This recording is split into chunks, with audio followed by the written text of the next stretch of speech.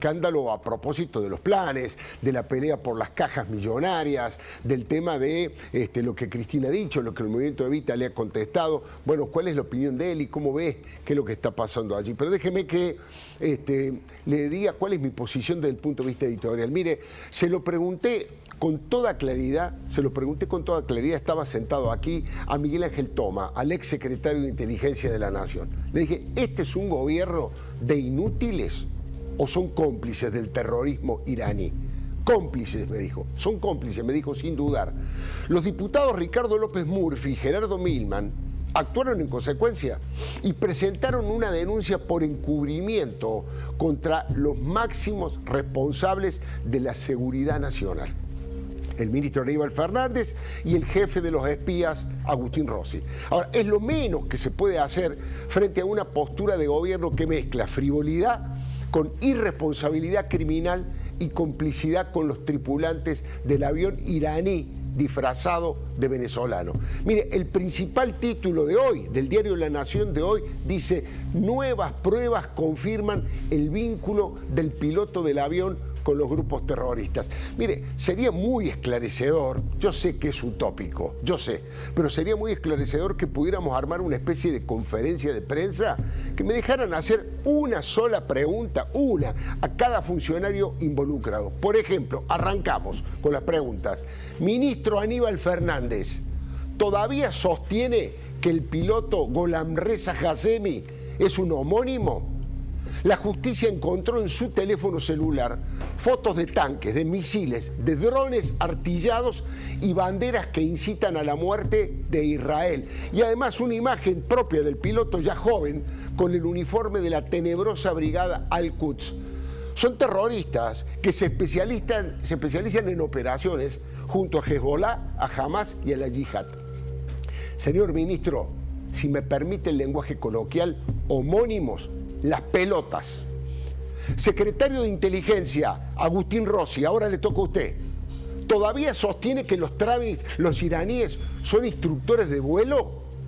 Lo desmintió hasta un importante diputado chavista llamado William Fariñas, que dijo: nuestros aviones vuelan con pilotos entrenados. El FBI y el Estado de Israel dieron información precisa sobre esas aeronaves que utilizan el comercio como una forma de cobertura para disimular las verdaderas actividades del transporte de armas para las células terroristas.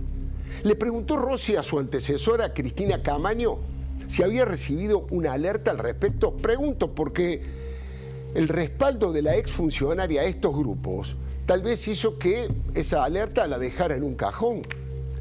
Señor secretario Rossi, si me permite el lenguaje coloquial, instructores de vuelo, las pelotas. Presidente de la Cámara de Diputados, Sergio Massa, le toca a usted. ¿Todavía sostiene que fue un contrabando de cigarrillos que involucraba a Mauricio Macri?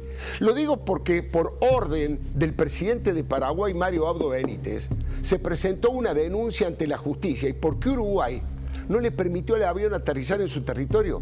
Israel acaba de felicitar a ambos países por la responsabilidad que evidenciaron. Señor presidente de la Cámara de Diputados, si me permite el lenguaje coloquial, contrabando de cigarrillos, las pelotas. Señora vocera presidencial Gabriela Cerruti, ¿todavía sostiene que la novela del periodismo pasa los límites razonables? Hace exactamente una semana, en este mismo espacio de mi columna, yo le dije: no es una novela, Cerruti, es la tenebrosa realidad.